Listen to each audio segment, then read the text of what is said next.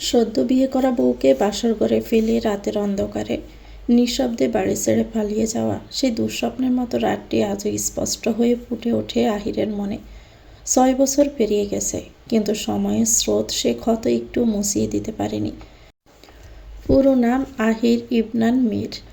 আজ এত বছর পর নিজের বাড়ির গেটের সামনে দাঁড়িয়ে আহির অনুভব করল তার ভিতরে এক অদ্ভুত অপরাধ বোধ আর অভিমানের স্রোত বয়ে যাচ্ছে। এই বাড়ির মানুষগুলো কি তাকে আগের মতো গ্রহণ করবে? তারা কি তাকে ক্ষমা করবে? হঠাৎ পাশ থেকে সালমান বলে উঠল, কি রে আহির, এটাই তো তোর বাড়ি? আহির কিছুটা বিভ্রান্ত হয়ে তাকালো সালমানের দিকে। এক মুহূর্ত নীরব থেকে আত্মবিশ্বাসী কণ্ঠে বলল, হুম। তাহলে এভাবে দাঁড়িয়ে আছিস কেন তুই? যখন সাহস করেই এসেছিস তখন ভিতরে চল, যা হওয়ার হবে। আহির খানিকটা পিছু হটে সালমানের জন্য জায়গা করে দিল। সালমান এক দৃষ্টিতে বিশাল মীরমহলের শত দরজার দিকে তাকিয়ে এগিয়ে গেল। বাড়ির ভিতরে ঢুকতেই এক মধ্যবয়সী মহিলা তীক্ষ্ণ দৃষ্টিতে সালমানের দিকে তাকিয়ে কিছুটা এগিয়ে এসে বললেন, কে আপনি? না বলে বাড়িতে ঢুকে পড়লেন যে? আগে তো কখনো দেখিনি। সালমান হালকা হাসি দিয়ে বলল, আমি এ বাড়িতে প্রথম এলাম, তবে এটাই তো মীরমহল, তাই না? মহিলাটির সন্দেহের দৃষ্টিতে সালমানকে আরও একবার নিরীক্ষণ করলেন। তারপর খানিক দূরে দাঁড়িয়ে থাকা এক পরিচিত নারীর উদ্দেশ্যে চিৎকার করে বললেন, ভাবি, জলদি আসো, তোমার পোলা এসে দেখা যাও। সালমান হতবাক হয়ে কিছু বলতে চাচ্ছিল, কিন্তু ঠিক তখনই রান্নাঘর থেকে ছুটে এলেন এক মধ্যবয়সী নারী। তার মুখে এক ঝলক উজ্জ্বল হাসি ফুটে উঠেছিল, কিন্তু সালমানের দিকে তাকাতে সেই হাসি মিলিয়ে গেল। এক মুহূর্তের নিস্তব্ধতা। তারপর তিনি রমার দিকে ফিরে বললেন, না রমা, ও আহির নয়। ঠিক তখনই দরজার পাশ থেকে এক চিরপরিচিত কণ্ঠ ভেসে এলো, আম্মু। আরিফা বেগম পিছন ফিরে তাকাতে দরজার সামনে দাঁড়িয়ে থাকা ছেলেটাকে দেখে এক মুহূর্তের জন্য নিঃশ্বাস নিতে ভুলে গেলেন। চোখের পলকে জমে উঠল বিস্ময়, আবেগ আর দীর্ঘ 6 বছরের অপেক্ষার অশ্রু। চেনা মুখটার দিকে অপলক তাকিয়ে রইলেন তিনি, যেন কোনো স্বপ্ন দেখছেন। কিন্তু এই ছেলেটা কি সত্যি তার আহির? 6 বছর আগে যে রোগা চিপচিপে গড়নের জাগড়া চুলের কিশোরটাকে দেখেছিলেন, তার বদলে আজ দাঁড়িয়ে আছে প্রায় 6 ফুট লম্বা সুঠাম দেহের এক যুবক। চোখের গভীরে জমি আছে অভিমান, মুখে হালকা দাড়ির রেখা আর কপালে দৃঢ়তার ছাপ। এতটা বদলে গেছে সে, তবুও একজন মা কি তার সন্তানকে চিনতে ভুল করতে পারে? এক মুহূর্ত দেরি না করে আরিফা বেগম দ্রুত পায়ে ছেলের দিকে এগিয়ে এলেন। তার চোখের কোণে জমে থাকা অশ্রুরা বাদ মানতে চাইছে না, কিন্তু তবুও কণ্ঠে অগাধ মায়া নিয়ে ফিসফিস করেই বললেন, তুই ফিরেছিস আমার আহির, আমার বাবু। শব্দগুলো যেন আহিরের সমস্ত প্রতিরোধ ভেঙে দিল। এক দীর্ঘশ্বাসে 6 বছরের সব অভিমান, যন্ত্রণার একাকিত্ব গলে গেছে। পরম মমতায় মায়ের কোমল বুকে মুখ লুকিয়ে আহির শক্ত করে জড়িয়ে ধরল তাকে, যেন এই মুহূর্তটা সে কখনোই আর হারাতে চায় না। মা ছেলের কান্নায় সিক্ত হয়ে উঠল পুরো ঘর, যেন সময়ের সমস্ত দূরত্ব ধুয়ে মুছে গেল তাদের এই নীরব অশ্রুস্নানে। সকাল ও দুপুরের সংযোগস্থলে জিমিয়ে পড়েছে পুরো বাড়ি। রোদ এসে পড়েছে লোহার প্রধান ফটক থেকে ভিতরের উঠোন পর্যন্ত, কিন্তু সেই রোদের ভিতরে একরকম নিস্তব্ধতা ছড়িয়ে আছে, যেন অলস দুপুরের নিঃশব্দ ঘুমে মগ্ন হয়ে আছে মীরমহল। আরিফা বেগম একবার গড়ির দিকে তাকিয়ে নরম গলায় বললেন, উপরের গেস্ট রুমে সালমানকে নিয়ে যা, বিশ্রাম করুক। আমি রমাকে বলে সব গুছিয়ে দিয়েছি। আহির হালকা মাথা নেড়ে সম্মতি জানায়। তারপর একটু থেমে জিজ্ঞেস করলো, বাড়ির সবাই কোথায় আম্মু? আব্বু, ফুফি আর বাকিরা? তোর আব্বু অফিসে, আর ফুফু ঈশানকে নিয়ে মার্কেটে গেছে, একটু পরেই ফিরে আসবে। আর অনন্যা? অনন্যা কলেজে গেছে। তবে আরিফা বেগম একটু থামলেন, তারপর মৃদু হাসলেন, তবে আর একজন উপরেই আছে। আহির কিছু বলল না, ধীরে ধীরে সিঁড়ির দিকে এগিয়ে গেল। প্রতিটি ধাপে তার পায়ের শব্দ গভীর প্রতিধ্বনি তুলে সিঁড়িতে ছড়িয়ে পড়ছে, যেন সময়ের স্রোতে হারিয়ে যাওয়া এক একটি মুহূর্ত আবারও ফিরে আসছে তার মনে। এই সিঁড়িগুলো একসময় তার ছুটোছুটিতে প্রাণ ফিরে পেত, হাসির জঙ্কারে কেঁপে উঠত দেওয়াল। অথচ আজ 6 বছর পর সেই একই সিঁড়ি বেয়ে উঠতে গিয়ে তার মনে পড়ছে পালানো সেই রাতের কথা। কেমন করে সে এবারই এই স্মৃতিগুলো পেছনে ফেলে চলে গিয়েছিল। উপরে পৌঁছে গেস্ট রুমে দরজার সামনে এসে দাঁড়ায় আহির। ভিতরে সূর্যের আলো জানালা দিয়ে ঠিকরে পড়ছে, ঘরটা উজ্জ্বল হয়ে আছে। সালমানের দিকে তাকিয়ে সে শান্ত স্বরে বলল, তুই এখানে একটু বিশ্রাম কর, আমি এখনই আসছি। সালমান কিছু বলতে গিয়েও চুপ করে থাকে। আহির দরজা ঠেলে এগিয়ে যায় সামনে। বাড়িটায় মায়ের পাশাপাশি আরেকজন আছেন, যার উপস্থিতি আহিরের জন্য এক বিশেষ অনুভূতি নিয়ে আসে। আহির জানে তিনি এই মুহূর্তে বাড়িতেই আছেন। মায়ের চোখে যে অপরাধ বোধের ছায়া দেখেছিল, এখানেও কি সেই একই অনুভূতি অপেক্ষা করছে? এই ভাবনাতে তার পা কিছুটা স্লথ হয়ে আসে। দরজার সামনে এসে থামে আহির। গভীর শ্বাস নেয়, যেন নিজেকে প্রস্তুত করছে। তারপর ধীরে ধীরে হাত বাড়িয়ে দরজার কপাট ঠেলে ভিতরে ঢুকলো। ঘরটা সময়ের ভারে কিছুটা ম্লান, কিন্তু এখানকার প্রতিটি জিনিস যেন এক অদৃশ্য স্মৃতির কোলাহলে এখনও মুখরিত। কোনায় রাখা পুরনো কাঠের চৌকির পাশে ছোট একটি আলমারি, জানালার পাশে সেই চেনা চেয়ার, আর সেখানেই বসে আছেন আপিয়া বেগম। বয়সের বারে দেহ নুয়ে পড়লেও চোখের গভীরে এখনও এক অনড় তেজ রয়েছে। তার আঙ্গুলের মাঝে তসবির দানা গড়ছে, ঠোঁটের কোণে মৃদু সুরে উচ্চারিত হচ্ছে আল্লাহর নাম। এই ঘর একসময় ছিল বাড়ির প্রাণ কেন্দ্র। প্রতিদিন দুপুরে নাতি নাতনির দল ছুটে আসতো, দাদির চারপাশে ঘুরঘুর করত। হাসি ঠাট্টায় মুখরিত থাকতো প্রতিটি কোণা। এখন শুধু নিস্তব্ধতা, কেবল স্মৃতির প্রতিধ্বনি বেজে চলে। আহির থমকে দাঁড়ালো, বুকের ভিতর মোচড় দিয়ে ওঠে। এক মুহূর্ত স্থির থেকে সে এগিয়ে আসে। আপিয়া বেগম ধীরে ধীরে তসবি থামিয়ে অনুভব করেন কারো উপস্থিতি। হালকা চোখ তুলে তাকিয়ে কিছুক্ষণ কিছু না বলেই শুধু দেখেন সামনে দাঁড়িয়ে আছে এক সেনা ছায়া। কে? কণ্ঠে বিস্ময়ের সাথে একরাশ অনুভূতি। আহির ধীরে ধীরে দাদির সামনে এসে বসে, ঠোঁটের কোণে সে পুরনো দুষ্ট হাসি।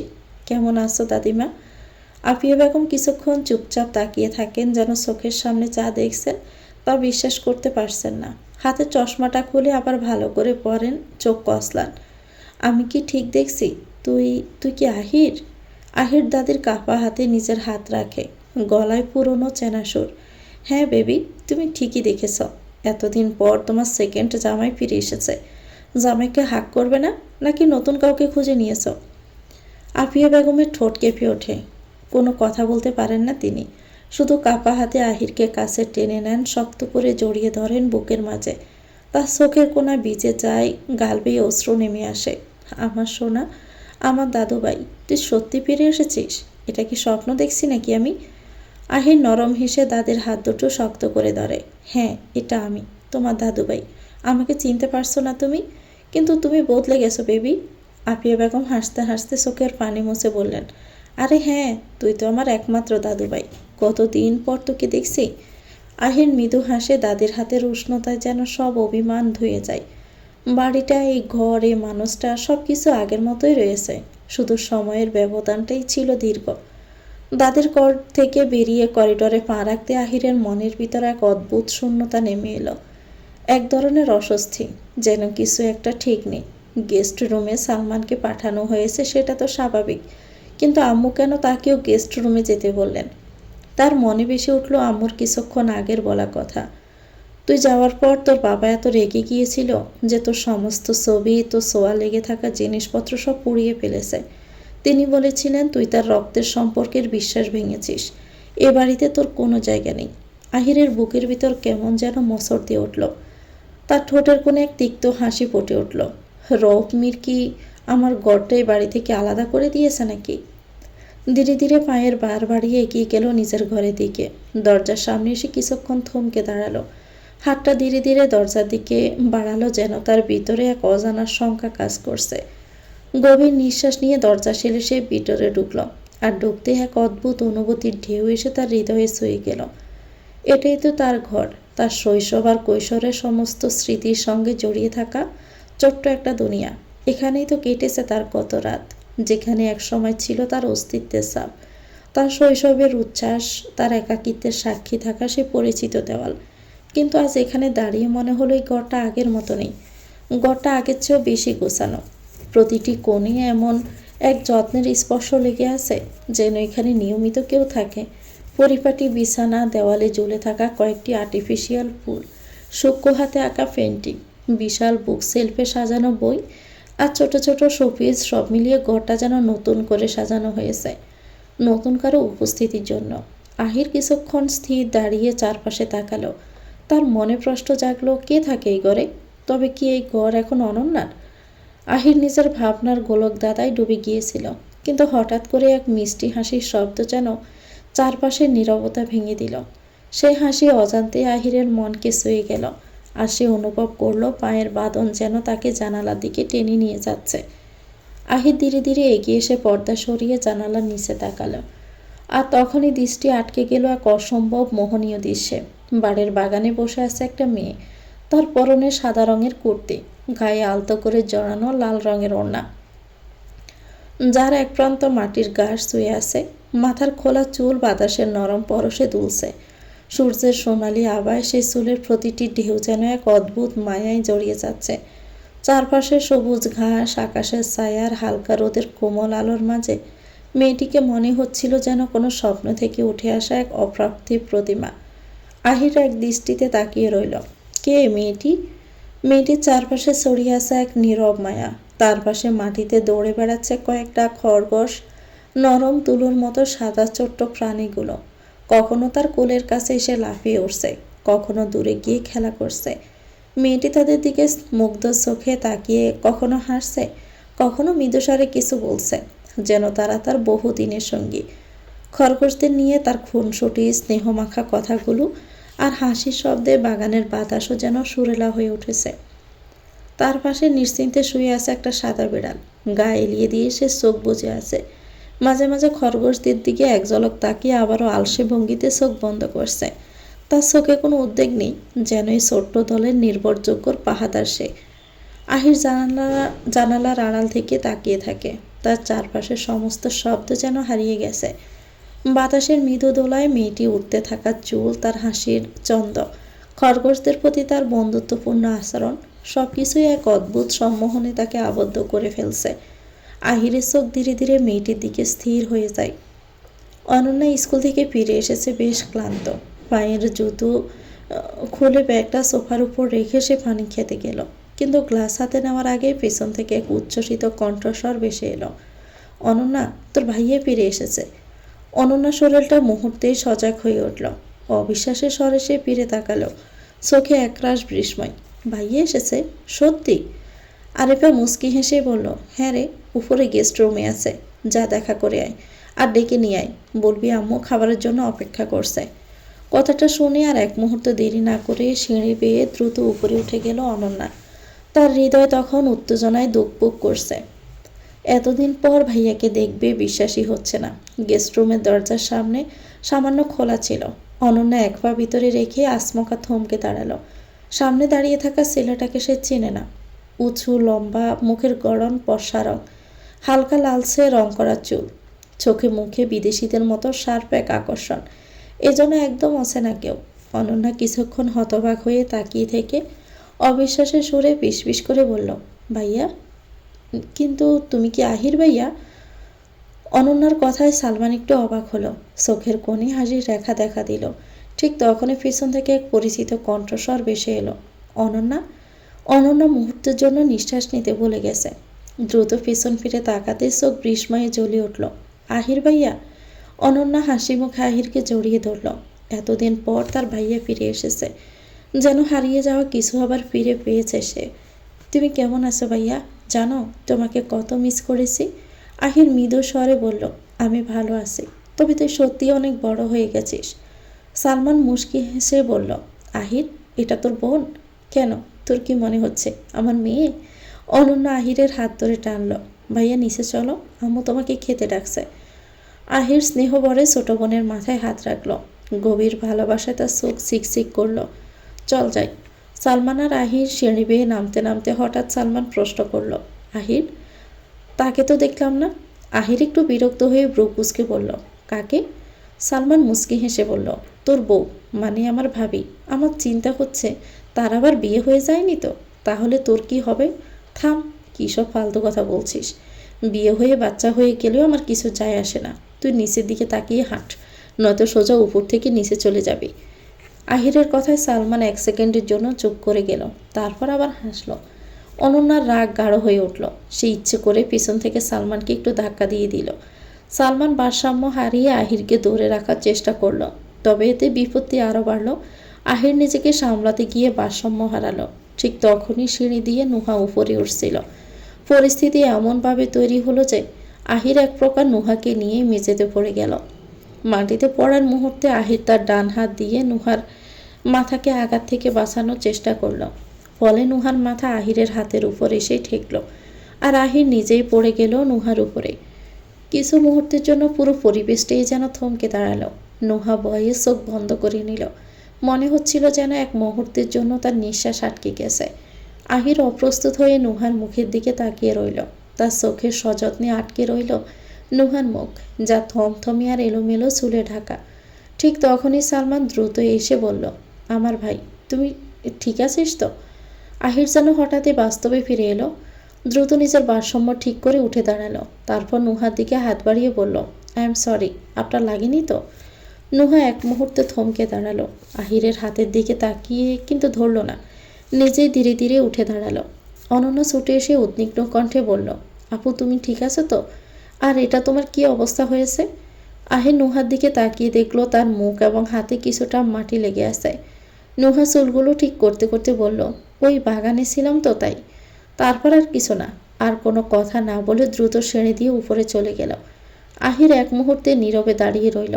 তার চোখে কিছু অজানা প্রশ্নের ঝলক ছিল।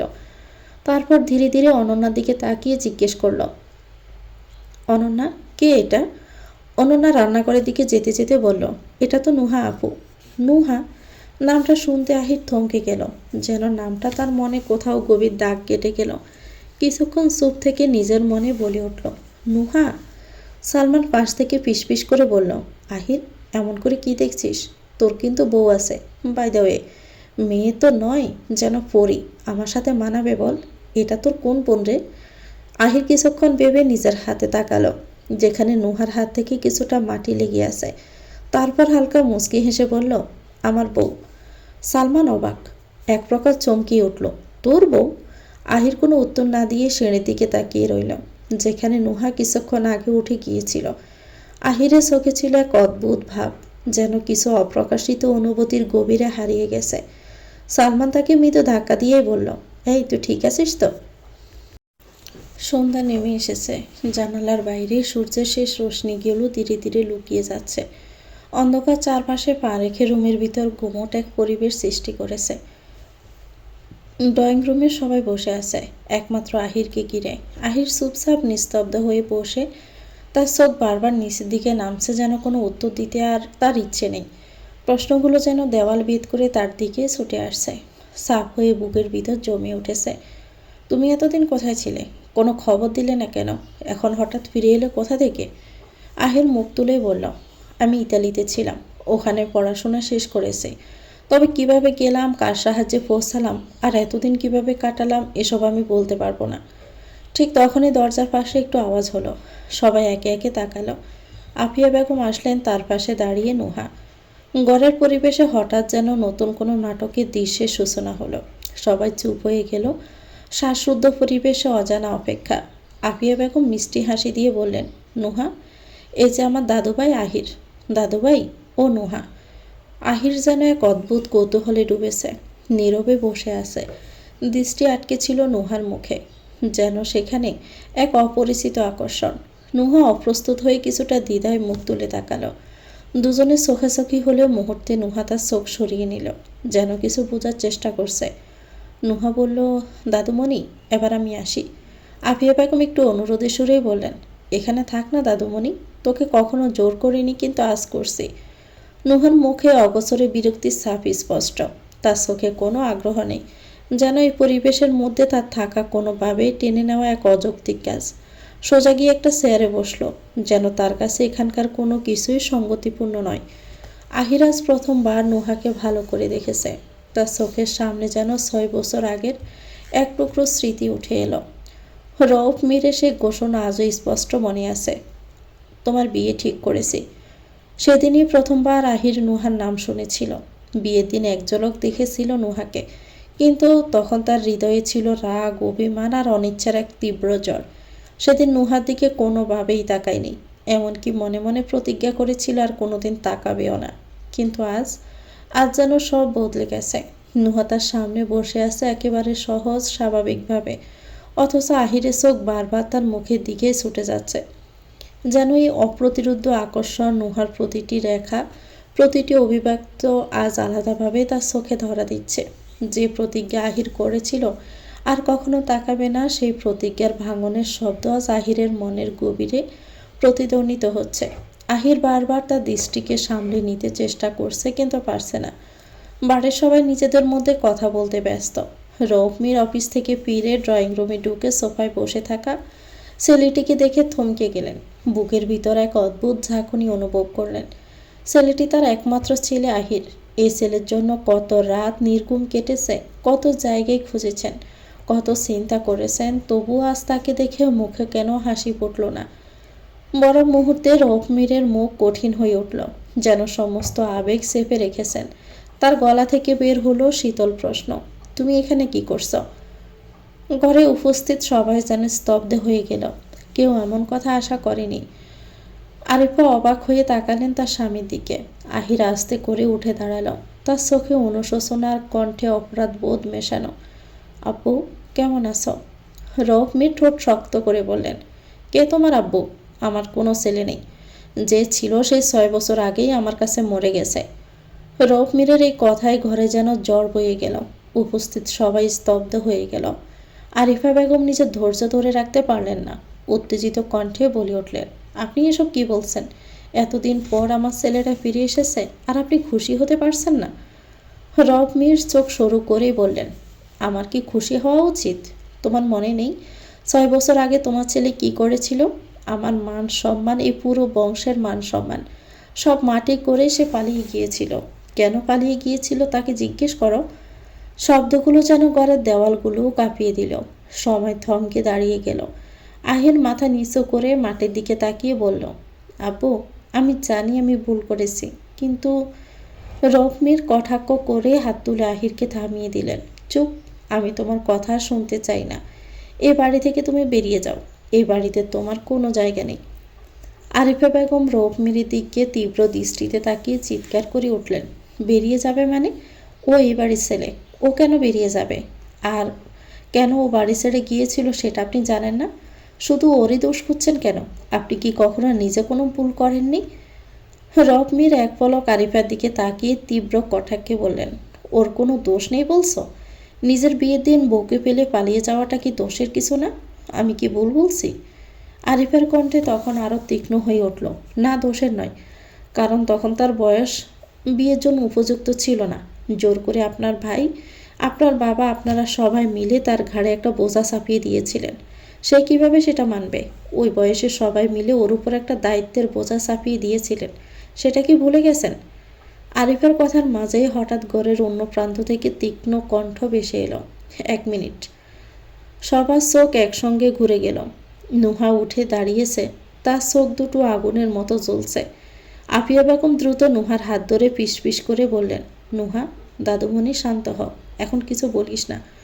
নুহার ঠান্ডা কিন্তু দৃঢ় স্বরে বললেন, মিসেস মীর, একটু আগে আপনি বোঝা বললেন। বোঝা বলতে যদি আমাকে বুঝিয়ে থাকেন, তাহলে একটা কথা আপনাকে মনে করিয়ে দেই, আমার আব্বু কখনোই নিজের ইচ্ছে বা জোর করে আমাকে আপনার ছেলের গলায় ঝুলায়নি। আর আপনার ছেলের বাড়ি ছাড়ার সিদ্ধান্ত একান্তই তার ছিল। যদি তার এত সমস্যা ছিল তাহলে বিয়ের আগেই পালিয়ে যেতে পারত, সেটা কেন সে করেনি? কিন্তু এত বড় একটা কাজ করে উনি পালিয়ে গেছেন, আর আপনি সেটার জন্য অন্যকে দোষারোপ করছেন। আরিফা রাগ চেপে বললেন, দেখো, এখানে তোমাকে নিয়ে কথা হচ্ছে না, কথা হচ্ছে আমার ছেলেকে নিয়ে, তার নিজের বাড়িতে থাকা না থাকার বিষয়ে। ভালো হবে তুমি নিজের কাজ করো, যাও। কথায় কথায় তোমার এই বেয়াদবি দিন দিন সীমা ছাড়িয়ে যাচ্ছে। নুহা তীব্র চোখে আরিফার দিকে তাকিয়ে বলল, কি বললেন আপনি? বেয়াদবি?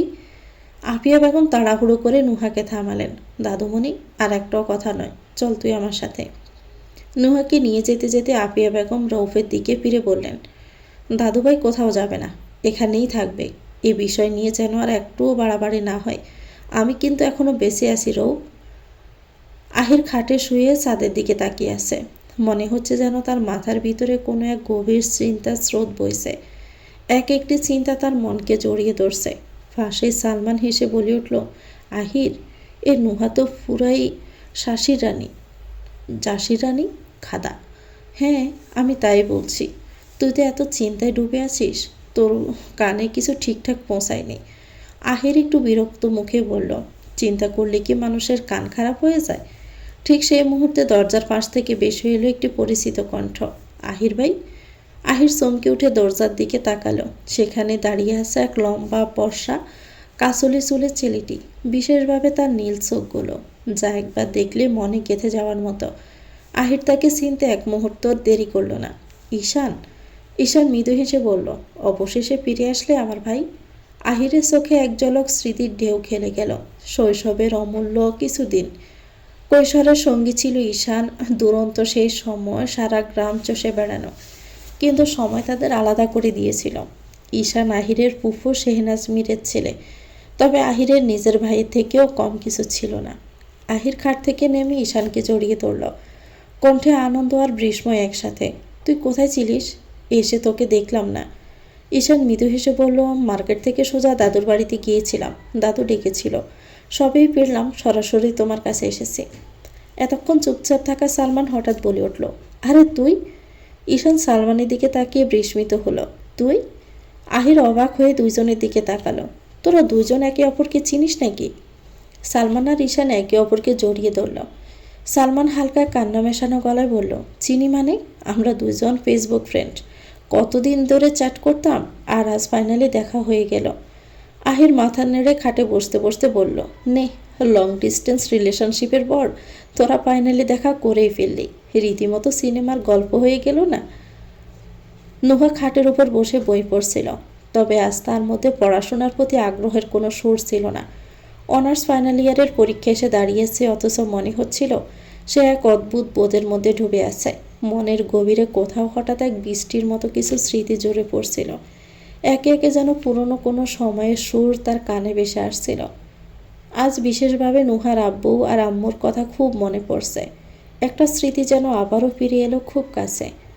ছোটবেলায় আব্বু বলেছিল সে তাকে দাদুর বাড়ি নিয়ে যাবে। নুহার ছোটবেলা কাটেছিল শুধু তার আব্বুর মুখে দাদুর বাড়ির গল্প শুনে। কিন্তু সেই বাড়ি কোথায় ছিল, সেই পরিবার সম্পর্কে সে বহুবার শুনেছে, তা নুহা কোনোদিন জানতে পারেনি। তারপর আব্বু ফায়াজ মীর কখনোই খোলামেলা হয়ে সে বাড়ি নিয়ে কিছু বলতেন না। নুহা জানত তার আব্বু এবং তার বড় ভাইয়ের মধ্যে দ্বন্দ্বের কারণে ফায়াজ ঘর ছেড়ে চলে গিয়েছিল, আর তারপর থেকে পরিবারের সাথে কোনো যোগাযোগ রাখেনি। তখন ফায়াজ মীর অবিবাহিত ছিলেন। নুহার বয়স ছিল তখন 15। একদিন হঠাৎ ফায়াজ বলল সে নুহার দাদু বাড়ি যাচ্ছে, কারণ দাদু অসুস্থ। নুহার খুব ইচ্ছে ছিল তার সাথে যাওয়ার, কিন্তু এসএসসি পরীক্ষার জন্য যেতে পারেনি। তবে কিছুদিন পর যখন সে প্রথমবারের মতো দাদু বাড়ি যাওয়ার সুযোগ পেল, তার মনে ছিল অজস্র আনন্দ, অদম্য কৌতূহল। কারণ জীবনের প্রথমবারের মতো সে নিজের চোখে দাদু বাড়ি দেখতে পাবে, দাদুর সাথে দেখা করতে পারবে। কিন্তু আজ একান্তে নুহা ভাবতে পারে সে সিদ্ধান্ত যে তার জীবনের প্রথম জটিলতার স্ফুরণ ঘটাবে, তা সে কখনোই ভাবতে পারেনি। তারপরে দিনগুলো নুহার জীবনে এক অমীমাংসিত গল্প হয়ে দাঁড়িয়েছে, যেটি আজও পূর্ণতা পায়নি। নুহার চোখে অজরে পানি ভরে উঠল। তার অশ্রু যেন একে একে মনের গহীনে বয়ে যাচ্ছে। নুহা নিজেকে শান্ত করার চেষ্টা করল, কিন্তু মনের গভীরে যেসব স্মৃতি ঘুরপাক খাচ্ছিল তা থামানো সহজ ছিল না। তবে শেষ পর্যন্ত সে নিজের পড়াশোনার দিকে মনোযোগ দিতে চেষ্টা করল। রাত তখন 12টা। তবে আহিরের চোখে ঘুম নেই। বিছানায় শুয়ে শুয়ে তার মনের ভিতরে অস্থিরতা কাজ করছিল। সময় যেন তাকে ঘুরিয়ে ফিরিয়ে এমন কোনো কিছুর সামনে এনে দাঁড় করিয়ে রেখেছে যা ঠিকঠাক জায়গায় বসছিল না। এই কয়েক বছরের পরিস্থিতি অনেক বদলে গেছে, আর আহির ভালো করেই বুঝতে পারছে সেই পরিবর্তনের গভীরতা। হঠাৎ করে আহির বিছানায় আর থাকতে পারল না। ঘর থেকে বেরিয়ে করিডোরে পা বাড়ালো, মনে এক অদ্ভুত অস্থিরতা। চোখের সামনে সবকিছু যেন ঝাপসা হয়ে যাচ্ছে। সবকিছু অজানা, অদেখা কিছু একটা তাকে তাড়া করছে। হাঁটতে হাঁটতে একটা সময় একটি ঘরের সামনে এসে থেমে গেল। দরজা খোলা, অল্প আলো ছড়িয়ে পড়েছে ভিতরে, তবে ভিতর থেকে কোনো শব্দ আসছিল না। অল্প সময় আহিরের বুঝতে দেরি হলো এটা তার ঘর, কিন্তু কে থাকে এখানে, এই প্রশ্নের উত্তর তার মনের মধ্যে ঘুরছিল। কৌতূহল তাকে তাড়া করছিল, যেন অজানা কিছু তাকে ডাকছে, যেন একটি অব্যক্ত গল্প তাকে অনুসরণ করছে। এক মুহূর্তে সে সিদ্ধান্ত নিল ভিতরে যাবে। ধীরে ধীরে সে পা বাড়ালো ভিতরে। ঘরের দরজার কাছে পৌঁছাতে তার কিছুটা সংকোচ অনুভূত হলো। তারপরে অনেক ভাবনা চিন্তা শেষে সে পা বাড়িয়ে ঘরের ভিতরে প্রবেশ করল। ঘরের মধ্যেই একটা নিস্তব্ধতা। চোখে পড়ে ঘরের মাঝখানে থাকা নুহার দিকে। বিছানায় এলোমেলোভাবে শুয়ে আছে, তার পাশে বইগুলো ছড়িয়ে ছিটিয়ে, আর হাতে একটা ফ্রেম আঁকড়ে ধরে শুয়ে রয়েছে। আহির আস্তে করে ফ্রেমটা হাতে তুলে নিল। তার চোখে ভেসে উঠল এটা নুহার আব্বু আম্মুর ছবি। হঠাৎ এক আশ্চর্য চিন্তা তার মনের মধ্যে আসলো। কেন নুহা ছবি নিয়ে শুয়ে আছে? তার আব্বু আম্মু কোথায়? তারা কি এ বাড়িতে থাকেন না? আহির তো আসার পর তাদের দেখেনি। যদি তারা এখানে না থাকেন, তবে নুহাকে কেন রেখে গেছে? এর পেছনে নিশ্চয়ই কোনো বিশেষ কারণ আছে। তবে তার ভাবনার কিছুটা ছেড়ে পড়ল। নুহা একটু নড়ে চড়ে ওঠে এবং তাতে আহির দ্রুত প্রায়ই ঘর থেকে বেরিয়ে গেল। বাহিরে সূর্য তখন উঠে পড়েছে। আকাশে সোনালি রঙের আলো ছড়িয়ে পড়েছে, যেন পৃথিবীর স্নিগ্ধতার মিষ্টি পরশ পাচ্ছে। নতুন দিনের শুরু, আর সেই সূর্যের আলোতে সবকিছু যেন এক ভিন্ন রূপে উদ্ভাসিত হয়েছে। নুহা রেডি হয়ে নিচে নামল। আজ তার ভার্সিটি যাওয়ার দিন। ব্যাগটা ঠিকঠাক করতে করতে দরজার দিকে এগিয়ে গেল। হঠাৎ গেটের সামনে দাঁড়িয়ে থাকতে দেখল আহির আর সালমানকে। দুজনে একদমই রেডি, হয়তো কোথাও বের হবে। নুহাকে দেখে সালমান খুশি হয়ে বলল, আরে আপনি, আপনার সাথে তো পরিচিতই হইনি। তারপর হাত বাড়িয়ে দিয়ে বলল, হ্যালো, আমি সালমান। নুহা শান্তভাবে উত্তর দিল, নুহা, তবে হাত মিলালো না। তার ব্যবহারে এক ধরনের অচেনা শীতলতা ছিল। সালমান কিছুটা অপ্রস্তুত হয়ে আবার বলল, আপনি কোথায় যাচ্ছেন সকাল সকাল? তখনই পিছন থেকে ঈশান এগিয়ে এসে বলল, চলো নুহা। ঈশান এক ঝলক আহিরের দিকে তাকিয়ে বলল, তোমরা এখানে কোথাও যাচ্ছ? আহির হালকা হাসি দিয়ে বলল, আমরা একটু আশপাশ ঘুরতে যাব। নুহা ততক্ষণে গাড়িতে উঠে ড্রাইভিং সিটে বসে পড়েছে। ঈশান পাশের সিটে বসে। মুহূর্তের মধ্যে গাড়ি স্টার্ট দিয়ে তারা সেখান থেকে চলে গেল। আহির কিছুটা অবাক হয়ে তাদের চলে যাওয়া দেখল। এক মুহূর্তের জন্য কি যেন ভাবল, তবে মুখে কিছু বলল না। সালমান পাশে দাঁড়িয়ে বলল, ভাবি সত্যি অন্যরকম, তবে জোশ। আহির হঠাৎ সালমানের পায়ে হালকা লাথি দিয়ে বলল, চল তো। সালমান ওহ বলে ওঠে, একটু কাতর গলায় বলল, কই যাব? আহির হাঁটতে হাঁটতে শান্তভাবে বলল, আমার এক্সের সাথে দেখা করতে যাব। বউ যখন বিয়ে করেনি, তখন এক্সও সিঙ্গেল থাকতে পারে। সালমান থতমত খেয়ে তার পেছন পেছন হাঁটতে শুরু করলো। আহির আর নুহার ব্যাপারে কিছু ভেবেছিস রৌফ? আফিয়া বেগমের প্রশ্নে রৌফ মীর কিছুক্ষণ চুপ রইলেন। চোখের পাতার নিচে যেন চাপা কোনো অনুভূতি লুকানো ব্যর্থ চেষ্টা। এক দীর্ঘ নিঃশ্বাস ফেলে তিনি মুখ খুললেন, দেখুন আম্মা, আমি উপরে উপরে যতই কঠোর হওয়ার ভান করি, আহিরের ফিরে আসায় আমি যে কতটা খুশি তা আমিই জানি। ও আমার একমাত্র ছেলে। আমি চাই আপাতত এসব নিয়ে বেশি কথা না বলি, বরং পুরো বিষয়টাকে একটু সময় দেওয়াই ভালো। আহির নুহা দুজনেই এখন প্রাপ্তবয়স্ক, বুঝদার। আশা করি ওরা খুব দ্রুত নিজেদের সম্পর্কটা ঠিক করে নেবে। আফিয়া বেগম যেন কথাগুলো ঠিক বিশ্বাস করতে পারলেন না। তার কণ্ঠে জমে থাকা তিক্ততা ছুঁয়ে পড়ল। কিন্তু নুহা আর আহির, তারা কি এই সম্পর্ক নিয়ে এগোতে চাইবে? নুহাকে তো জানিস, মনে হয় আমার মৃত্যুর অপেক্ষায় আছে। কখন আমি মরব আর কখন এই বাড়ি ছেড়ে সে চলে যাবে, সেই দিনই গুনছে যেন। ও বাড়ির সবাইকে ঘৃণা করে, এটা তো তোরা সবাই জানিস। নুহা এসব মানবে না। রৌফের মুখে কিছুটা বিরক্তি ভর করল, তবে সেটি সামলে তিনি শান্ত গলায় বললেন, আম্মা, এভাবে বললে তো হবে না। বিয়ে যখন হয়ে গেছে, মেনে না নেওয়া কতটা যুক্তিসম্মত। তাছাড়া আপনি ভালো করেই জানেন, আব্বার ইচ্ছেও তো এটাই ছিল। আর আমাদের বংশে এসব ছাড়াছাড়ি হয় না। সেটা কি আপনি ভুলে গেছেন আম্মা? এখন আপাতত কয়েকদিন কাটতে দিন, তারপর এসব নিয়ে ভাবব। তারপর হাতঘড়ির দিকে একবার তাকিয়ে রৌফ দাঁড়ালেন, আম্মা, এখন আমি আসলাম, অফিসে দেরি হয়ে যাচ্ছে। এরপর তিনি দ্রুত ঘর থেকে বেরিয়ে গেল। আহির আর সালমান একটি পুরনো দোতলা বাড়ির সামনে এসে দাঁড়ালো। বাড়ির দরজার দিকে তাকিয়ে আহির সালমানকে বলল, ভিতরে চল। কথাটি বলেই দ্রুত পায়ে বাড়ির ভিতরে ঢুকে গেল। ভিতরে ঢুকে কাঙ্ক্ষিত মুখটি দেখতে পেয়ে আহিরের মুখে স্বাভাবিকভাবে হাসি ফুটে উঠল। বারান্দায় বসে থাকা ইমরান তাকে দেখতে পেয়ে চমকে উঠল। আহির, তুই কবে এলি তুই? বলে ইমরান দ্রুত এগিয়ে আসলো। আহির ইমরানকে জড়িয়ে ধরে বলল, কাল এসেছি। তুই কেমন আছিস? সালমান হাসি মুখে বলল, এই তোর সেই ছোটবেলার বন্ধু, তোর বেস্ট ফ্রেন্ড ইমরান? এই কথার রেশ কাটতে না কাটতে বাড়ির ভিতর থেকে একটি নারী কণ্ঠ শোনা এলো।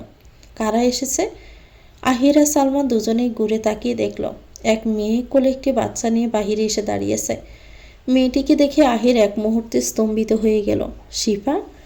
সালমান হতবাক হয়ে চোখ বড় বড় করে বলল, শিফা? আহির, এবার তুই আবার বলিস না এটা তোর এক্স গার্লফ্রেন্ড। আহির একটু মুচকি হেসে বলল, তুই ঠিকই ধরেছিস। ইমরান কিছুক্ষণ চুপচাপ থাকলো, যেন মনোযোগী হয়ে কোথাও হারিয়ে গেছে। তারপর ধীরে ধীরে মুখ খুলে বলল, আসলে তোর হঠাৎ বিয়ের খবর, তারপর তোর বাড়ি থেকে পালানোর কথা, এসব শুনে শিফা খুব ভেঙে পড়েছিল। কয়েকদিন তো একটানা অনেক কেঁদেছে। তখন আমাদের মধ্যে তোকে নিয়ে অনেক কথা হতো। ধীরে ধীরে আমাদের মধ্যে একটা বন্ধুত্ব গড়ে উঠল। তারপর ইমরানের কণ্ঠে মৃদু একটা হাসি ফুটে উঠল। বন্ধুত্বটা কখন যে ভালোবাসায় রূপ নিল বুঝতেই পারিনি। 2 বছর আমরা সম্পর্কটা ধরে রাখলাম। একসময় মনে হলো আর অপেক্ষা কেন, আমরা বিয়ে করে ফেললাম। আর দেখ, এখন আমাদের মেয়েটা 6 মাসের, নাম রেখেছে মায়া। আমি ভালো করেই জানি তুই শিফাকে নিয়ে তেমন সিরিয়াস কখনোই ছিলিস না, তবে তাও তুই কি আমার উপর রাগ করলি? আহির হালকা মুচকি হেসে বলল, আরে পাগল, তুই ভালো করেই জানিস শিফা আমার কাছে শুধুই ভালো বন্ধু ছাড়া আর কিছুই ছিল না। সে তো আমাকে প্রপোজ করার পর ওর মন রাখতে হ্যাঁ বলেছিলাম। আর এইসব তোর থেকে ভালো কে জানে বল। আমি অনেক খুশি হয়েছি যে শিফা তোর সাথে ভালো আছে। আহির মায়াকে কোলে নিয়ে বলল, মায়া কিন্তু খুব কিউট, বড় হয়ে মায়ের মতোই সুন্দরী হবে। বাহিরে এসে গাড়িতে উঠতে আসমকাই সালমান ঠোঁটে কৌতুক মাখা হাসি নিয়ে বলল, দেখ আহির, তোর এক্স গার্লফ্রেন্ড এখন মা হয়ে গেছে, ভাবতে পারছিস? তোকে এমন একটা বিশাল সারপ্রাইজ দিল না, আর তুই কিনা বউ ছেড়ে পালিয়ে বেড়াচ্ছিলি। সালমান অট্ট হাসিতে পেটে পড়ল, তাও আবার নুহার মতো একটা বিউটিকে ছেড়ে। তোর জায়গায় আমি হলে এমন একটা বউ ছেড়ে কখনোই পালাতাম না, বলে আবারও হাসতে লাগলো। আহির চুপচাপ গাড়ির দরজাটা খুলে সালমানের দিকে তাকিয়ে গম্ভীর কণ্ঠে বলল, নিচে নাম। সালমান একটু অবাক হয়ে গাড়ি থেকে নামলো।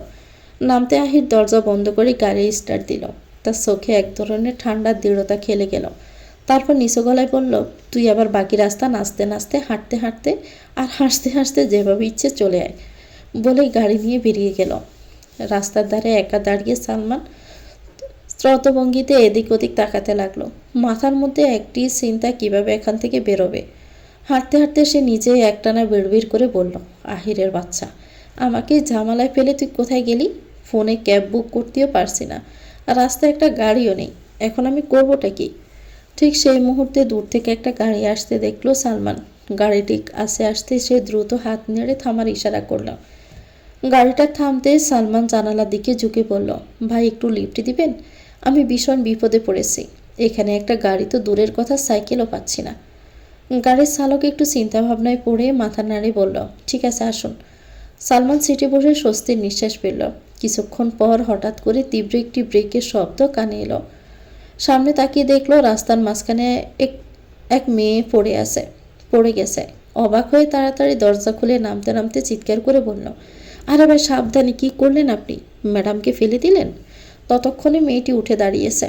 গায়ের দুলু ঝেড়ে চুল ঠিক করতে করতে কড়া চোখে তাকিয়ে বলল, ননসেন্স, গাড়ি চালাতে জানেন না নাকি দিনের বেলা মানুষ মারার পরিকল্পনা করছেন? সালমান বিরক্ত মুখে গাড়ির দরজার পাশে দাঁড়িয়ে বলল, এই যে ম্যাডাম, আপনি কোথাকার মহামারী যে রাস্তার মাঝখানে দিয়ে হাসছেন? মেয়েটি চোখ বড় বড় করে তাকিয়ে বলল, মহামারী? গাড়ি চালক হাসতে হাসতে বলল, ভাই বোধহয় মহারানী হবে। সালমান ভ্রু কুঁচকে বলল, হ্যাঁ হ্যাঁ মহারানী। রাস্তার মাঝখান দিয়ে হাঁটছেন কেন? এটা কি আপনার বাবার রাস্তা নাকি? মেয়েটি সঙ্গে সঙ্গে পাল্টা জবাব দিল, এটা আমার বাবার রাস্তা তো নয়, তবে আপনি কোথাকার কোন মহারাজা যে একটা জ্যান্ত মানুষ আপনার চোখেই পড়ল না? ভুল করে সরিও বললেন না, উল্টো বেয়াদফি করছেন। সালমান একটা মুচকি হাসি দিয়ে বলল, আমি বেয়াদব? আর আপনি তখন থেকে কত আদবের সাথে কথা বলছেন। বাহ, মুখ দিয়ে তো কথার বদলে কাটা বের হচ্ছে, কাটা ক্যাকটাস কোথাকার। মেয়েটি এক মুহূর্তে চোখ থেকে ব্যাগ তুলে নিতেই বলল, হ্যাঁ আমি না হয় ক্যাকটাস, আর আপনি কোথাকার গোলাপ? জানতো আপনার সঙ্গে কথা বাড়ানোর কোনো ইচ্ছে নেই, অসভ্য লোক একটা। সালমান বিরক্ত হয়ে গাড়ির দিকে হাঁটতে হাঁটতে বলল, হ্যাঁ আমিও কোথায় পাগল হয়ে যাচ্ছি আপনার সঙ্গে কথা বলতে, তার কাটা পাবলিক। এই বলে সালমান দ্রুত গাড়িতে উঠে চালককে সংকেত দিল। গাড়ি চলতে শুরু করলো। নিশি তখনও গাড়িটিকে গাড় উঁচু করে তীক্ষ্ণ দৃষ্টিতে দেখছিল। নিশি তার হাতের কোনোর দিকে তাকালো। জায়গাটা বেশ চলে গেছে, ব্যথা একটু জ্বালাপোড়া করছে, রক্ত আসছে মনে হয়। তবে তার রাগ ব্যথার চেয়েও বেশি, অনেক বেশি। দাঁতে দাঁত চেপে সে বলল, অসভ্য, অশালীন, বিশৃঙ্খল, অভদ্র লোকটা। আজ যদি সামনে পাই না, সেদিন তোকে বোঝাবো, এমন করে বোঝাবো যে জীবনেও বলতে পারবি না। আহির গেস্ট রুমের বেলকনিতে দাঁড়িয়ে নিচের রাস্তার দিকে তাকিয়েছিল। তার চোখ খুঁজছিল সালমানকে আসছে কিনা। হঠাৎ তার দৃষ্টি আকৃষ্ট হলো একটি গাড়ির দিকে, যা ধীরে ধীরে তার দৃষ্টিসীমার মধ্যে প্রবেশ করলো। গাড়ি থামতে নুহা নামতে শুরু করলো। আহিরের ব্রু একটু কুঁচকে গেল। নুহার সঙ্গে তো ঈশান থাকার কথা, কিন্তু সে দেখলো নুহার সঙ্গে নামছে একজন অপরিচিত ছেলেও। আহিরের চোখ তখন উপর থেকে সরানো সম্ভব হয়নি। নুহা সেই অচেনা ছেলেটি একে অপরের সাথে হাসাহাসি করতে করতে বাড়ির ভিতরে ঢুকে গেল। আহির কিছুক্ষণ দাঁড়িয়ে রইল, কিন্তু কিছু দেখার আর ইচ্ছে রইল না। দ্রুত বেলকনি থেকে নিচে নেমে এলো। আহিরের সাথে নুহার দোতলার করিডরে মুখোমুখি দেখা হয়ে গেল। নুহা তার দিকে তাকিয়ে চোখ সরিয়ে নিল। চেহারায় কোনো অস্বাভাবিকতার ছাপ ছিল না, বরং স্বাভাবিক ভঙ্গিতেই পাশ কাটিয়ে চলে গেছে।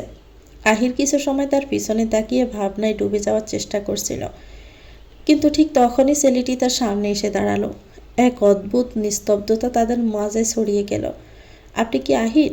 ছেলেটির প্রশ্নটি নিরন্তর ছিল, অথচ কিছু একটা ছিল যা আহিরকে তাড়িত করছিল। আহির খানিকটা সময় নিয়ে তাকিয়ে বলল, হ্যাঁ। ছেলেটি হাসল, মুখে মিষ্টি একটা হাসি। ঈশানের কাছে শুনেছি আপনি ফিরে এসেছেন। হ্যালো, আমি শাহির, নুহার ফ্রেন্ড।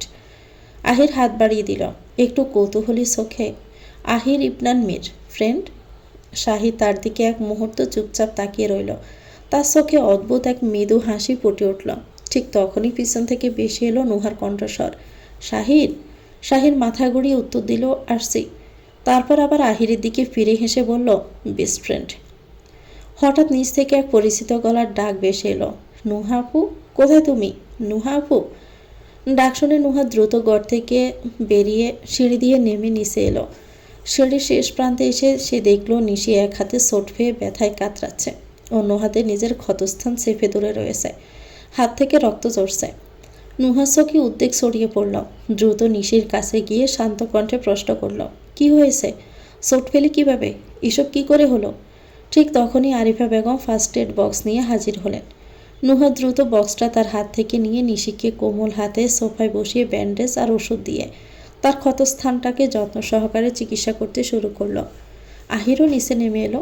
নিশি হতাশ গলায় বলল, আপু, আমি রাস্তা দিয়ে আসছিলাম, হঠাৎ করে একটা গাড়ি এসে একদম কাছে ব্রেক করলো, আর একটু হলে মেরে ফেলতো।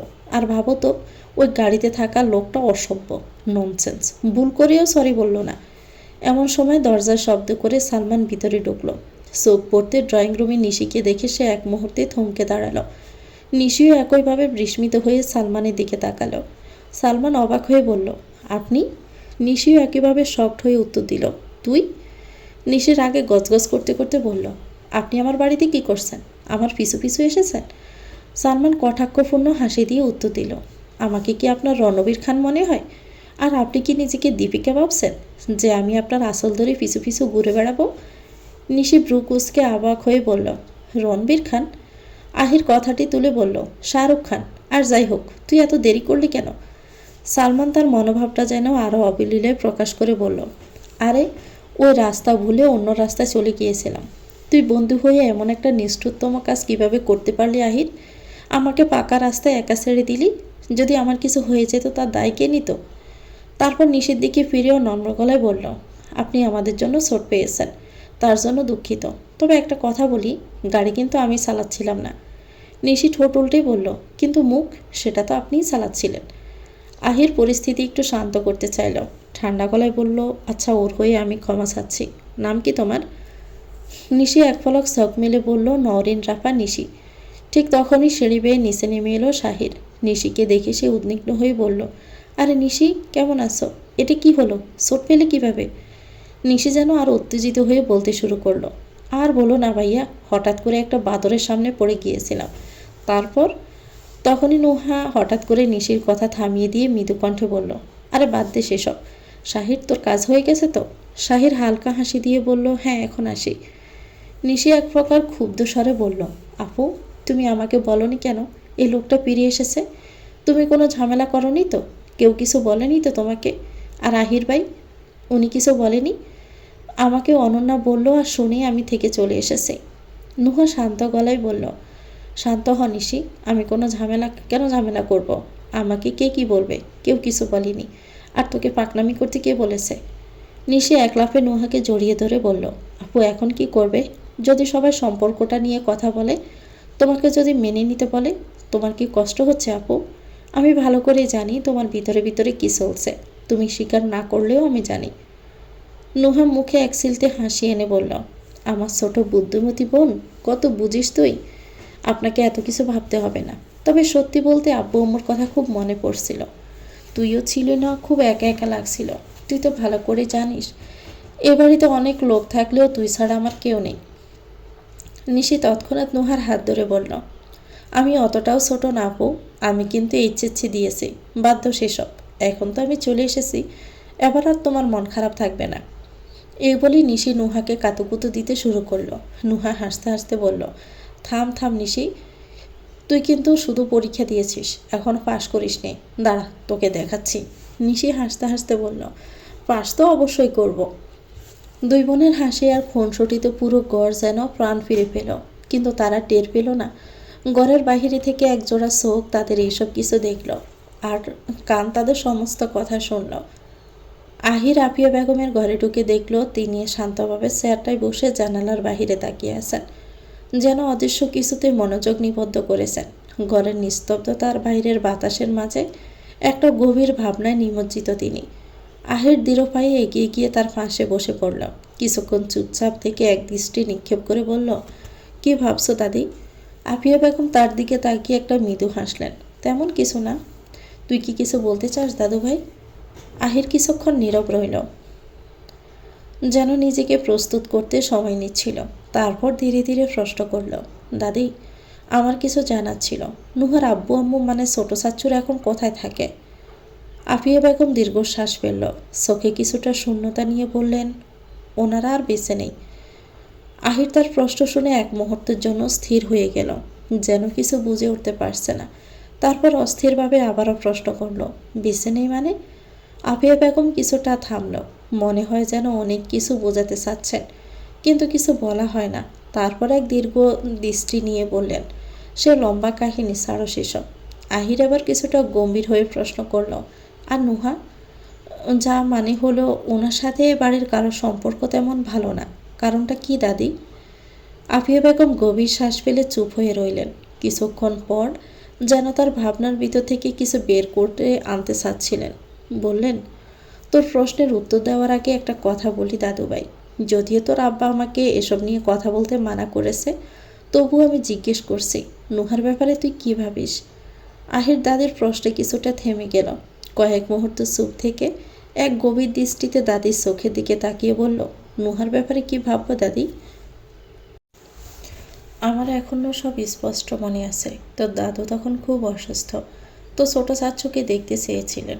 ফয়েজকে খবর পাঠানোর পর সে এলো, সঙ্গে তার স্ত্রী রুহি আর নিশিকে নিয়ে। তবে নুহার তখন পরীক্ষা ছিল, তাই ওকে আনা হয়নি। তারপর তো দাদুর কথা মেনে দুই ভাই নিজেদের মধ্যকার ঝামেলা মিটিয়ে নিল। কিন্তু তোর দাদু কোনোভাবে নিশ্চিত হতে পারছিলেন না যে তারা ভবিষ্যতে আলাদা হয়ে যাবে না। উনি চাইছিলেন তিনি না থাকলেও তার দুই ছেলে যেন একসঙ্গে মিলেমিশে থাকে। তখনই তোর দাদু একটা সিদ্ধান্ত নিলেন, নুহার সঙ্গে তোর বিয়ে দিয়ে যাওয়ার। তিনি বলেছিলেন, যদি নুহা আর তোর সম্পর্ক হয় তাহলে দুই ভাই কখনো আলাদা হতে পারবে না। তোর দাদি দুই ভাইকে রাজি করিয়ে ফেললেন। বিয়ের একদিন আগে নুহাকে আনা হলো। তারপর তোর সঙ্গে বিয়ের আয়োজন করা হলো, কিন্তু বিয়ের দিন তুই পালালে। কিছুক্ষণ চুপ থেকে চোখ মুছে আবার বলতে শুরু করলেন, তুই পালানোর পর তোর দাদু ভিতর থেকে ভেঙে পড়লেন। চিন্তায় দুশ্চিন্তায় উনি আরও অসুস্থ হয়ে গেলেন। তোর যাওয়ার 13 দিনের মাথায় তিনি আমাদের সবাইকে ছেড়ে চলে গেলেন। তবে আমার মনের ভিতর একটা শান্তি এই ভেবে লাগছিল, কারণ তিনি যাওয়ার আগে আমার দুই ছেলেকে একই ছাদের নিচে এনে দিয়েছিলেন।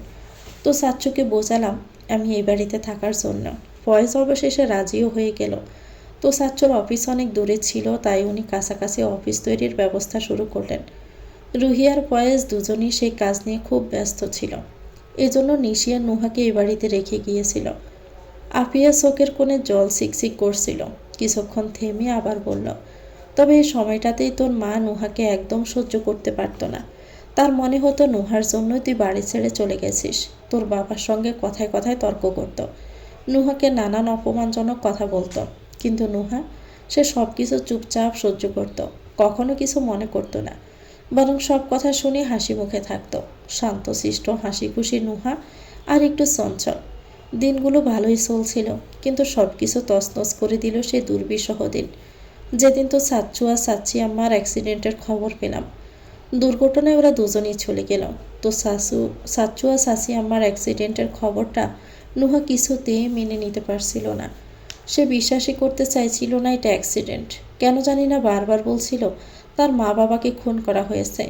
তোর বাবা নুহার এই কথাগুলোকে অতটা গুরুত্ব দেয়নি, কিন্তু তারপর থেকে নুহা কেমন যেন বদলে গেল। সে শান্তশিষ্ট ভদ্র হাসি খুশি মেয়েটা হঠাৎ একদম অন্যরকম হয়ে গেল। কথায় কথায় তর্ক করা, ছোটোখাটো বিষয়ে রাগ করে চেঁচামেচি করা, আর সারাক্ষণ গম্ভীর মুখে ঘুরে বেড়ানো, এটাই যেন নুহার নতুন স্বভাব হয়ে গেছে। বাড়ির কারোর সঙ্গে সে আর ভালোভাবে কথা বলে না। তোর মায়ের সঙ্গে তো কথায় কথায় ঝগড়া লেগে থাকে। তোর ফুফি আর তোর বাবার কথাও সে শোনার প্রয়োজন মনে করে না। এমনকি বাড়ির অন্য কেউ কিছু বললেও সে তেমন কোনো প্রতিক্রিয়া দেখায় না। আপনি একটা দীর্ঘশ্বাস ফেলে বলল, আসলে মেয়েটার কোনো দোষ নেই দাদুভাই। অতটুকু বয়সে এত কিছু সহ্য করেছে, তার পক্ষে সব কিছু ঠিকভাবে নেওয়া সম্ভব ছিল না। আফিয়া বেগমের চোখ দিয়ে গড়িয়ে পড়া অশ্রু মুছতে মুছতে আবার বলল, নুহা আসলে ভেতর থেকে খুব একা। তার জীবন থেকে সবাই একে একে হারিয়ে গেছে। ওর খুব দরকার এমন একজন মানুষের যাকে সে চোখ বন্ধ করে বিশ্বাস করতে পারবে। এমন একজন যে তাকে বুঝবে, তার পাশে থাকবে, তাকে ভালোবাসবে। দাদুভাই, আমি ওকে আবারও আগের মতো হাসি খুশি দেখতে চাই, সেই মিষ্টি হাসি প্রাণোচ্ছল নুহাকে। এরই মধ্যে নিচ থেকে আরিফার তীক্ষ্ণ গলা শোনা গেল, আহির, কোথায় তুই? তাড়াতাড়ি নিচে আয়। আহির আপিয়ার চোখের দিকে একবার তাকিয়ে শান্ত গলায় বলল, শান্ত হও দাদি, সব ঠিক হয়ে যাবে। আমি এখন আসি, আম্মু ডাকছে। সকালের কোমল আলো ধীরে ধীরে ছড়িয়ে পড়ছে বাগানের ঘাসে, পাতায় আর ছোট ছোট শিশির বিন্দুগুলোর গায়ে। এই সময়টাই নুহাকে সাধারণত বাগানে দেখা যায় না, কিন্তু আজ তার আগমনের একটি ছোট্ট কারণ আছে। সে তার আদরের খরগোশগুলো থেকে দুটি খরগোশ একটা বান্ধবীর জন্য নিয়ে যাবে। নীরব ভোরের মাঝখানে নুহা দৃঢ় পায়ে ফেলে এসে বাগানে বসল। আশেপাশে ঘুরে বেড়াচ্ছে তার ছোট ছোট খরগোশগুলো। নুহা দুহাত একটিকে কোলে তুলে নিল, আরেকটিকে আদর করে গাল কেসে ধরল। তার চোখে মুখে খেলে গেল এক নিষ্পাপ আনন্দ। শহরের কোলাহল আর বাস্তবতার কষ্ট তাকে ছুঁয়ে যেতে ভুলে গেছে। অন্য প্রান্তে আহির জানালার পাশে চুপচাপ দাঁড়িয়ে, হাতে ধরা কফির কাপ ঠান্ডা হয়ে গেছে অনেক আগেই, কিন্তু তার চোখ থেমে আছে একটি দৃশ্যে। নুহাকে খরগোশদের সঙ্গে খেলতে দেখে আহিরের হৃদয়ে এক অজানা কোমলতা খেলে যায়। এটা তার কাছে এমন একটা দৃশ্য, যেন কোনো ক্যানভাসে আঁকা নিঃশব্দ সৌন্দর্য। আহির উপলব্ধি করে সবচেয়ে গভীর ভালো লাগার শব্দে নয়, নিঃশব্দে জন্ম নেয়। চারপাশে সন্ধ্যার আবরণ নেমে এসেছে। পশ্চিম আকাশে লালচে রেখাগুলো নিভে গিয়ে চারদিকে ছড়িয়ে পড়েছে নীল গাঢ় আলো ছায়া। বাড়ির প্রাঙ্গণে পাখিদের কিচিরমিচির ধ্বনি মিলিয়ে গেছে মানুষের কথোপকথনের গুঞ্জনে। ড্রয়িং রুম জুড়ে আলো আঁধারির খেলা, সেখানে পরিবারের সদস্যরা বসে গল্পে মগ্ন। নুহা চুপচাপ ঘরে প্রবেশ করতেই আরিফা বেগমের কণ্ঠে ভেসে এলো এক প্রকার রাগী অথচ সংযত সুরে, দাঁড়াও নুহা, এটা কি সময় বাড়ি ফেরার? কোথা থেকে এলি এই সন্ধ্যাবেলায়? নুহা স্নিগ্ধ অথচ দৃঢ় কণ্ঠে জবাব দিল, আমার একটু দরকার ছিল, রুহির বাসায় গিয়েছিলাম। আরিফের কণ্ঠে বিরক্তির ছায়া, আমি তোমায় আগেই বলেছিলাম দিনের বেলা সব কাজ মিটিয়ে ফেলতে। কি এমন দরকার ছিল যে রাত হওয়ার পরও শেষ হলো না? নুহা একটু থেমে গভীর দৃষ্টিতে তাকিয়ে বলল, আপনাকে কেন কৈফিয়ত দিতে বাধ্য নই আমি। এমনিতেই আমার উচিত ছিল না আপনাকে ভদ্রভাবে জবাব দেওয়া। পরিবারের সকলের মাঝে নিস্তব্ধতা। তখন রৌফ মির খানিক বিস্ময়ে বলে ওঠেন, নুহামা, এটা কেমন কথা বলছো তুমি? আঙ্কেল, আমি অনেক দিন ধরে একটা কথা বলতে চাইছিলাম। যেহেতু আমার অনার্স শেষের পথে, আমি ভাবছি এবার আব্বুর অফিসের দায়িত্বটা বুঝে নিই। আপনি বলুন আমি কবে থেকে জয়েন করতে পারি? রৌফ মোর চোখ মিলে তাকালেন, যেন এমন কিছু শোনার জন্য প্রস্তুত ছিলেন না। তুমি অফিসে যাবে? পাশ থেকে শেহনাজ মির হালকা হেসে বললেন, কেন ভাইজান, যেতে পারবে না কেন? ফায়েজ ভাইয়ের সব কিছু তো ওদের দুই বোনের নামেই, দায়িত্ব নেওয়ার অধিকার তো ওদেরই। নুহা দৃঢ় স্বরে বলল, হ্যাঁ আঙ্কেল, আমি চাই না আপনি আর আমাদের জন্য কষ্ট করেন। এমনিতেই এই বাড়িতে আমাদের অনেক সময় বোঝা মনে করা হয়। যাই হোক, আমি দায়িত্ব নেওয়ার জন্য প্রস্তুত। রৌফ মীর গভীরভাবে নুহার মুখের দিকে খানিকক্ষণ চুপ করে থাকেন। তারপর দৃঢ় কণ্ঠে বললেন, ঠিক আছে, আমি ভেবেছিলাম তোমাদের একটু সময় দেই, কিন্তু যখন তুমি দায়িত্ব নিতে প্রস্তুত তাহলে আর দেরি কিসের? আরিফা, কাল বাড়িতে একটা ছোটোখাটো অনুষ্ঠান রেখো। যাদের দাওয়াত দেওয়ার আছে আত্মীয় স্বজন থেকে শুরু করে আমার অফিসের কয়েকজন, সবাইকে ডাকা হবে। আমি চাই কালকের দিনে নুহা ও আহিরের সম্পর্কটাকে আমরা নতুন করে স্বীকৃতি দিই। সবাই যেন জানে এরা দুজন শুধু অফিস নয়, সংসারের দায়িত্ব একসাথে নিতে চলেছে। আফিয়া বেগম কিছু বলতে উদ্যত হতে রহমির এক প্রকার থামিয়ে দিলেন তাকে। কণ্ঠে দৃঢ়তা, চোখে একরাশ অসল সিদ্ধান্তের দীপ্তি। আর কোনো চিন্তা নয়, আর কোনো কিন্তু নয় আম্মা। নুহার আহির ওরা যথেষ্ট ম্যাচিউর হয়ে গেছে। নুহা শুধু ফায়েজ মীরের মেয়ে নয়, সে এখন আহির ইবনান মীরের স্ত্রী। আর বিয়ে বিয়ে তো ছেলে খেলা না। কতদিন আর আমরা এভাবে অবহেলা করে যাব ওদের সম্পর্কটাকে? এবারের বউ হিসাবে শুধু অফিসের দায়িত্ব নিলেই চলবে না নুহার, সংসারের দায়িত্ব নিতে হবে তাকে। রবমীরের কণ্ঠে যেন এক শাসকের ঘোষণা, যার পরে কোনো প্রশ্ন চলে না। কেউ কিছু বলার আগে তিনি পা রাখলেন সিঁড়িতে। ধীরে ধীরে নয় দৃঢ় পায়ে তিনি সিঁড়ি বেয়ে উপরের দিকে চলে গেলেন। ঘরে কিছুক্ষণ নিস্তব্ধতা। নুহা অপলক চোখে তাকিয়ে থাকলো রবমীরে সরে যাওয়া পদচিহ্ন দিকে। চোখে পড়েনি কারো তার বুকের ভিতরে এক অনামা আড়ালন চলছে। আসমকা যেন ভিতরের কোনো অস্থিরতা থামাতে না পেরে কোনো কিছু না বলে এক প্রকার দৌড়ে সিঁড়ির দিকে ছুটে গেল সে। তার পায়ের দনি ছুঁয়ে গেল ঘরের নিস্তব্ধতা। নিশি ঘরে দরজাটা খুলতে চোখে পড়ে নুহা মেঝেতে বসে আছে। তার চোখ দিয়ে নীরব এক জলের দ্বারা অবিরাম গড়িয়ে পড়ছে। পাশে নিঃশব্দে বসে রয়েছে তার বিড়াল শেরু, যার চোখেও প্রতিফলিত হচ্ছে নুহার বেদনার প্রতিচ্ছবি। শেরু তাকিয়ে আছে নুহার দিকে নিঃশব্দে, সহানুভূতির এক অপার ভাষায়। নিশি ধীরে ধীরে এগিয়ে এসে বসলো নুহার পাশে, কণ্ঠে উদ্বেগ আর ব্যথার মিশেল। আপু, তুমি কান্না করছো? তোমার তো প্রতিবাদ করা উচিত ছিল, সবার সামনে বলা উচিত ছিল এই বিয়ে তুমি কেন মেনে নিচ্ছ না। তুমি তো এই সম্পর্কটা বাঁচাতে চাও না, তাই না? নিশি বলে যাচ্ছিল নিজের সব আবেগ দিয়ে। কিন্তু নুহা হঠাৎই নিশিকে জড়িয়ে ধরল।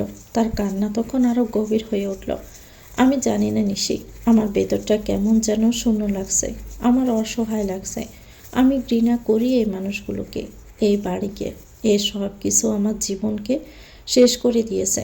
ঘৃণা করি এই সব কিছু, আর ঘৃণা করি 6 বছর আগে যাকে দিয়ে সব কিছু শুরু হয়েছিল এই মানুষটাকে। সংসারের থেকে তো আমি ভালো। ঠিক তখনই দরজায় নক করার শব্দ হলো। নিশি উঠে গিয়ে দরজার সামনে দাঁড়ালো। দরজার ওপাশে আহির দাঁড়িয়ে, তার মুখে এক ধরনের অদ্ভুত অস্থিরতা স্পষ্ট। আমি একটু নুহার সাথে কথা বলতে চাই। নিশি দরজার সামনে বাধা হয়ে দাঁড়ালো, তার চোখে স্পষ্ট বিরক্তি। দেখুন, আপনি চলে যান, আমার আপু এখন আপনার সাথে কথা বলতে চায় না। আহির কিছুক্ষণ চুপ করে দাঁড়িয়ে রইল। দরজার ফাঁক দিয়ে সে এক ঝলক নুহার মেঝেতে বসার চেহারাটা দেখতে পেল। আহির দরজার বাহিরে থেকে বলল, নুহা, একবার আমার কথাটা শুনুন, আমি বেশি সময় নিব না। নিশি রেগে গিয়ে বলল, দেখুন। কিন্তু তার কথা শেষ হওয়ার আগে নুহা হঠাৎই বসা থেকে উঠে বলল, ওনাকে আসতে দে। নিশি কিছুটা বিস্মিত হয়ে নুহার দিকে তাকালো। আপু, তুমি? নিশি অসন্তুষ্ট মুখ নিয়ে ধীরে ধীরে দরজা থেকে সরে দাঁড়ালো। আহির ঘরে ঢুকে নুহার দিকে তাকিয়ে দীর্ঘক্ষণ চুপ করে রইল। তারপর গভীর শ্বাস নিয়ে বলল, নিশি, তুমি একটু বাহিরে যাও, আমি নুহার সঙ্গে একা কথা বলতে চাই। নিশি প্রতিবাদের স্বরে বলল, কেন? নুহা ঠান্ডা গলায় বলল, নিশি বাহিরে যা। নিশি বাধ্য হয়ে ঘর থেকে বেরিয়ে গেল। তার পায়ের ভারী শব্দগুলো ঘরের নীরবতাকে আরও গভীর করে তুলল। আহির নুহা দিকে কিছুক্ষণ চুপচাপ তাকিয়ে থাকলো, যেন নিজের কথাগুলো সঠিকভাবে প্রকাশ করার জন্য সাহস জোগাড় করছে। তারপর গভীর শ্বাস নিয়ে ধীরে ধীরে বলল, নুহা, আমি জানি আপনি আমাকে পছন্দ করেন না, আর তা স্বাভাবিক। যে মানুষ বাসর রাতে নিজের স্ত্রীকে পেলে পালিয়ে যায়, তার উপর রাগ হওয়াটাই যৌক্তিক। আমি এটাও জানি এই কয়েক বছর আপনার জন্য কতটা কঠিন ছিল। আপনি অনেক কিছুই সহ্য করেছেন। আপনার সেই কষ্টগুলো আমি চাইলেও মুছে দিতে পারবো না, এটা আমার দুর্বলতা। তবে আমি এটা বলতে এসেছি, আপনি যদি এই সম্পর্কটাকে আর এগিয়ে নিতে না চান, তাহলে কেউ আপনাকে জোর করবে না। আমি এখানে শুধু আমার এবং আমার ফ্যামিলির মানুষগুলো আপনার সাথে যে সব ভুল করেছে সেই সব ভুলের জন্য ক্ষমা চাইতে এসেছি। আমি চাই না আমার জন্য আপনি কষ্ট পান, আর না তো আমি আপনার অস্বস্তি বা খারাপ লাগার কারণ হতে চাই। আমি নিজেও চাই না এই উদ্ভট সম্পর্কটাকে এগিয়ে নিয়ে যেতে। আমার জন্য আপনার জীবনে যে অশান্তি, অপমান আর কষ্ট এসেছে তার জন্য আমি সরি। আমি জানি আপনি আমাদের এই সম্পর্কটাকে মন থেকে স্বীকার করেন না, কিন্তু তাও কোনো না কোনোভাবে আমরা স্বামী স্ত্রী। আর তাই আহিরের কথা শেষ হওয়ার আগে নুহা হঠাৎ করে থেমে গিয়ে কঠোর স্বরে বলল, 1 মিনিট, আপনি স্বামী স্ত্রী বললেন? লজ্জা করছে না আপনার আমাকে নিজের স্ত্রী বলতে? আপনি আসলে এখানে কি জানতে এসেছেন? আমি আপনাকে কতটা অপছন্দ করি? আমি আপনাকে শুধু অপছন্দই করি না, বরং আপনাকে চরমভাবে ঘৃণা করি। সেটা আপনি জানেন? আপনি কতটুকু জানেন যে আপনার সাথে আমার সাথে কি হয়েছে? আমি কি সহ্য করেছি আপনার জন্য? আপনার কোনো ধারণা আছে? তো ভিউয়ার্স, গল্পটির নাম হচ্ছে নির্বাণের পথে। এটা গল্পের প্রথম অংশ। পরবর্তী অংশ পেতে চ্যানেলটিকে সাবস্ক্রাইব করে আমাদের সাথে থাকবেন। ভিডিও ভালো লাগলে একটি লাইক দিয়ে দিবেন, কমেন্ট করে জানাবেন কেমন লেগেছে। আল্লাহ হাফেজ, আসসালামু আলাইকুম।